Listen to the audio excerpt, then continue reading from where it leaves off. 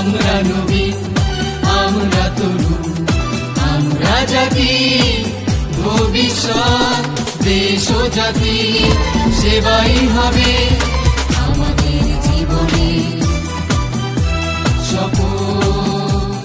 সুপ্রিয় শিক্ষার্থীরা, আশা করি তোমরা সকলেই ভালো আছো। Majid Joyna foundation school and college কর্তৃক আয়োজিত আজকের এই অনলাইন ক্লাসে তোমাদের সবাইকে স্বাগতম জানাচ্ছি। আমি শেখর বিশ্বাস, প্রভাষক, গণিত বিভাগ, Majid Joyna foundation school and college, Shariatpur. আজকে আমি তোমাদের দশম শ্রেণীর যেটা তোমাদের সাধারণ গণিত 9.2-এর ত্রিকোণমিতি নিয়ে আলোচনা করব।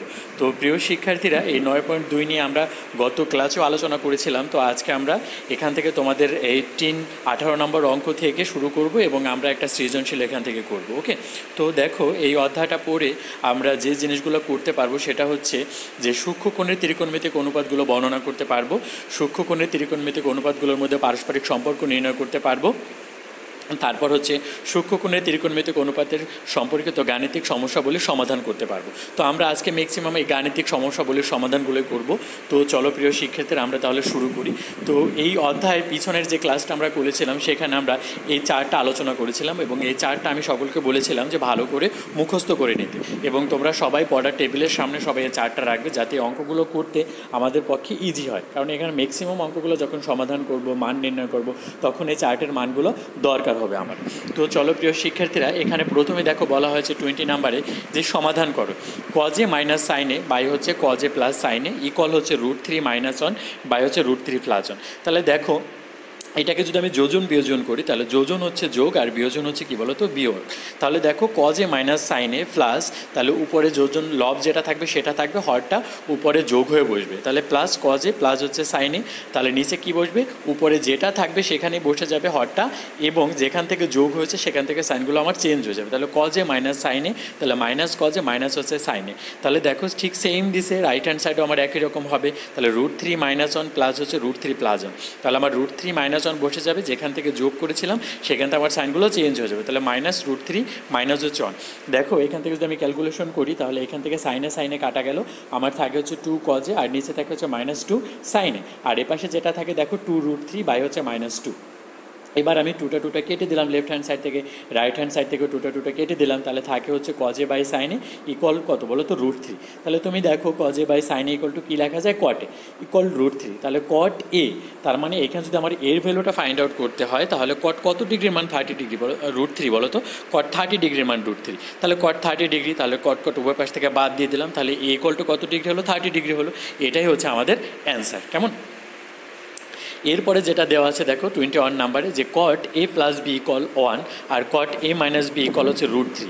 এবার বলছে এ ও বি সূক্ষ্মকোণ হলে এ ও বি এর মানটা নির্ণয় করো।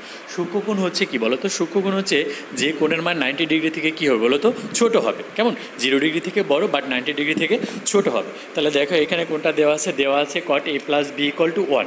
তাহলে দেখো কট a + b = 1 হলে কত ডিগ্রির মান 1 বলো তো, কট 45 ডিগ্রির মান 1। তাহলে আমি এখানে লিখতে পারি 1-এর জায়গায় কট 45 ডিগ্রি। এবার দুই পাশ থেকে যদি আমি কটটা বাদ দিয়ে দিই তাহলে a + b = কত আসবে, 45 ডিগ্রি। এটা আমি 1 নম্বর ইকুয়েশন দিলাম। ঠিক সেইমভাবে আবার দেওয়া আছে দেখো কট a - b = হচ্ছে √3।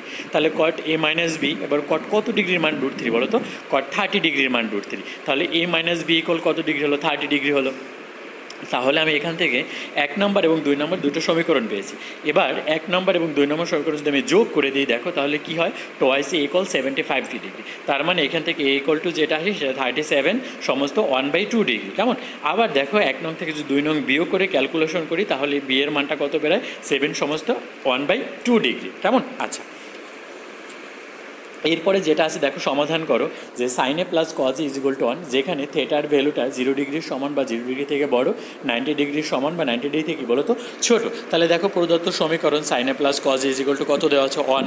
তাহলে এটাকে যদি আমি বর্গ করি তাহলে সাইনে প্লাস কজে হোল স্কয়ার আর 1² তাহলে a + b হোল স্কয়ার সূত্র কি বলো তো, a + b হোল স্কয়ার সূত্র হচ্ছে আমার a² + 2ab + হচ্ছে b² = 1।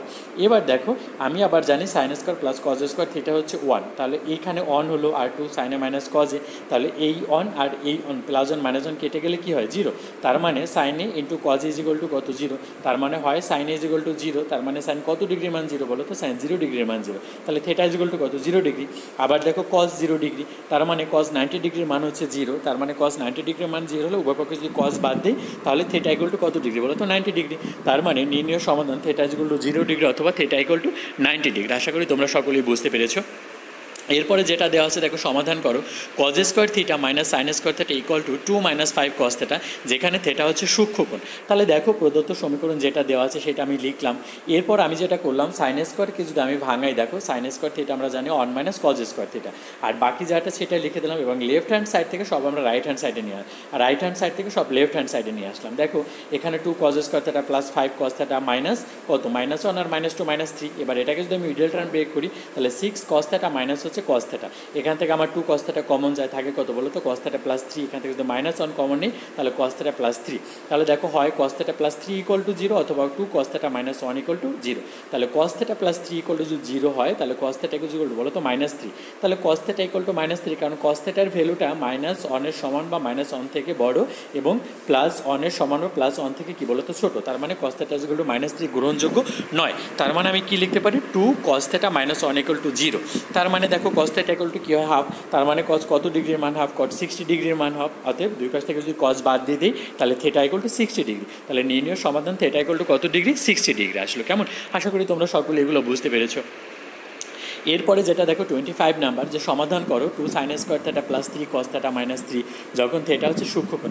ঠিক একইভাবে দেখো এখানকে সাইন স্কোয়ার থিটাকে যদি আমি ভাঙাই তাহলে 1 - cos square theta plus 3 cos theta -3, এবার এখানে 2 দ্বারা যদি গুণ করে দেয় তাহলে 2 - 2 কজ স্কোয়ার থিটা, বাকি যেগুলো আছে সেটা বসে গেল। এরপর দেখো আমি -2 কজ স্কোয়ার থিটা আগে লিখলাম প্লাস 3 কস থিটা, আর -3 থেকে 2 গেলে -1 থাকে। কেমন, এবার এটাকে যদি আমি মিডল টার্ম ব্রেক করি তাহলে কত হয় -2 cos theta minus cos theta, এখান থেকে আমি 2 কস থিটা কমন নেই তাহলে 2 cos থিটা -1, আর এখানে কত থাকে বলো তো 2 cos থিটা -1। এবার দেখো তাহলে cos থিটা -1 ইকুয়াল টু 0, তার মানে cos theta is equal to কত 1, তার মানে cos কত ডিগ্রির মান 1, cos 0 ডিগ্রির মান 1। কিন্তু দেখো theta is equal two 0 degree, কারণ থিটা হচ্ছে কী কোণ বলো তো সূক্ষ্মকোণ, কারণ সূক্ষ্মকোণের ডেফিনেশন হচ্ছে তোমার 0 ডিগ্রি থেকে বড় হতে হবে বাট 90 ডিগ্রি থেকে ছোট হবে, তার মানে theta is equal two 0 degree গ্রহণযোগ্য নয়। আবার তাহলে কী লিখতে পারি দেখো, তাহলে 2 cos থিটা -1 ইকুয়াল টু 0, তার মানে কি 2 cos theta is equal two 1, তার মানে cos theta is equal to half, তার মানে cos কত ডিগ্রি বলো তো cos 60 ডিগ্রির মান হাফ, তাহলে থিটা ইকুয়াল টু কত ডিগ্রি 60 ডিগ্রি। আশা করি তোমরা সকলে বুঝতে পেরেছো। এরপরে যেটা দেওয়া আছে দেখো, যে তোমাদের 28 নাম্বার যে সৃজনশীলটা দেওয়া আছে, ত্রিভুজ এবিসি এর বিকোণ হচ্ছে 90 degree, AB is equal to 5 centimetre, BC is equal to 12 centimetre. বলছে এসি এর দৈর্ঘ্য নির্ণয় করো, সি কোণ ইজ ইকুয়াল টু থেটা হলে সাইন থেটা প্লাস কস থেটার মানটা নির্ণয় করো এবং দেখাও যে sec square theta plus cosec square theta equal sec square theta into cosec square theta. তাহলে তুমি দেখো এখানে যে চিত্রটা দেওয়া আছে আমার, যে থেটা হচ্ছে সূক্ষ্মকোণ, পিথাগোরাস উপপাদ্য অনুসারে আমি কী জানি বলো তো, অতিভুজ স্কয়ার সমান লম্ব স্কয়ার প্লাস ভূমি স্কয়ার। তাহলে এখান থেকে আমার কার মানটা বের করতে হবে, এসি এর মানটা বের করতে হবে। যদি এসির মানটা বের করতে হয় তাহলে এসিটাকে আমি কী করে দিলাম বলতে, স্কোয়ারটা বাদ দিতে হলে উভয়পক্ষে আমি রুট করে দিলাম। কেমন, তাহলে আমার দেখো এখানে এবি এর মানটা হচ্ছে তোমার 5 এবং বিসি এর মানটা কত বলো তো, বিসি এর মানটা হচ্ছে 12। এটা যদি আমি গুণ করি দেখো 5 5 25 আর 12কে বর্গ করলে কত হয় 144, যেটা 169কে তুমি রুট করো তাহলে 13, তাহলে আমার এসি এর ভ্যালুটা কত বের হলো বলো তো 13 সেন্টিমিটার। এবার দেখো খ নম্বরে বলছে সি কোণ ইকুয়াল টু থেটা ডিগ্রি হলে সাইন থেটা প্লাস কস থেটার মানটা নির্ণয় করো। তাহলে তুমি দেখো এখানে এসি ইজ ইকুয়াল টু 13 এবং sine theta is equal two লম্ব বাই কী বলো তো, লম্ব বাই অতিভুজ, তাহলে লম্ব বাই অতিভুজ 5/13 এবং কস থেটা ইজ ইকুয়াল টু বলো তো ভূমি বাই অতিভুজ, তার মানে 12/13। এবার অতএব sine theta plus cos theta is equal to কী হবে, তাহলে মানটা বসিয়ে দিলাম 5/13 প্লাস 12/13। এবার এটা যদি ক্যালকুলেশন করি তাহলে 17/13, দিস উইল বি অ্যান্সার। এবার দেখো গ নম্বরে বলছে দেখাও যে sec square theta plus cosec square theta equal sec square theta minus cosec square theta. তাহলে তুমি দেখো ত্রিভুজ এবিসি থেকে আমি কী পাই, sec theta is equal to 1/cos theta, তাহলে cos theta is equal to কি ভূমি বাই অতিভুজ, তার মানে 12 কত বলো তো 13। তাহলে এটা যদি আমি উল্টে দিই তাহলে 12 কত 13। আবার কোসেক থেটা হচ্ছে 1/sin থেটা, এবার সাইন থেটা হচ্ছে লম্ব বাই কী বলো তো অতিভুজ, তার মানে এটা ক্যালকুলেশন করলে 13/5। এবার বাম পক্ষ আমার কী আছে দেখো, বামপক্ষ ছিল আমার বামপক্ষ যেটা আছে তোমার sec square theta plus cosec square theta. এবার আমি মানটা বসিয়ে দিই, তাহলে সেক থিটার মানটা হচ্ছে কত বলো তো 13/12, আর কোসেক থিটার মানটা হচ্ছে 13/5। তুমি যদি ক্যালকুলেশন করো তাহলে কত হয় দেখো 169/144, আর এখান থেকে 169/25। এবার তুমি এখান থেকে যদি লসাগু করো 3600, এখানে ক্যালকুলেশন করলে যেটা হয় 28561/3600। এবার দেখো আমি যদি ডান পক্ষটাকে ক্যালকুলেশন করি তাহলে ডান পক্ষটা কী আছে আমার, দেখো ডান পক্ষ আছে sec square theta into cosec square theta. তাহলে এখানেও আমি মানগুলো বসিয়ে দিয়ে ক্যালকুলেশন করলে আমার যেটা হয় লেফট হ্যান্ড সাইড এবং রাইট হ্যান্ড সাইডের মানটা সেম আসে। তাহলে আমি বলতে পারি sec square theta plus cosec square theta equal sec square theta into cosec square theta, প্রমাণিত। কেমন, আশা করি তোমরা সকলে বুঝতে পেরেছো। তো প্রিয় শিক্ষার্থীরা, আমি তোমাদের একটা বাড়ির কাজ দিয়ে দিচ্ছি, দেখো যেটা হচ্ছে তোমাদের 29 নাম্বার 9.2-এর 29 নম্বর সৃজনশীলটা, যেখানে বলছে দেখো এবিসি একটা সমকোণী ত্রিভুজ, যেখানে সি কোণ হচ্ছে x-y, এ কোণ হচ্ছে x+y। কেমন বলছে এসি এর পরিমাণটা নির্ণয় করো, tan a plus tan c এর মানটা নির্ণয় করো, xy এর মান নির্ণয় করো। আর আমরা তো জানি যখন এ সূক্ষ্মকোণ হয় তখন তার বিপরীত বাহু হয় লম্ব, আবার যখন সি সূক্ষ্মকোণ হয় তখন তার বিপরীত বাহু হয় কী বলো তো লম্ব। তার মানে যখন এ সূক্ষ্মকোণ হবে বিসি হচ্ছে লম্ব, এবি হচ্ছে ভূমি, আর অতিবস্তু অতিভুজই থাকবে। আবার যখন সি সূক্ষ্মকোণ হবে তখন এবি হচ্ছে লম্ব, বিসি হচ্ছে ভূমি। তোমরা বাসায় সবাই এটা প্র্যাকটিস করবা, আর নেক্সট ক্লাসে আমি তোমাদের এটা করে দেবো। তো প্রিয় শিক্ষার্থীরা, সবাইকে ধন্যবাদ জানিয়ে আজকের ক্লাস আমি এখানেই শেষ করছি। সবাইকে অনেক অনেক ধন্যবাদ।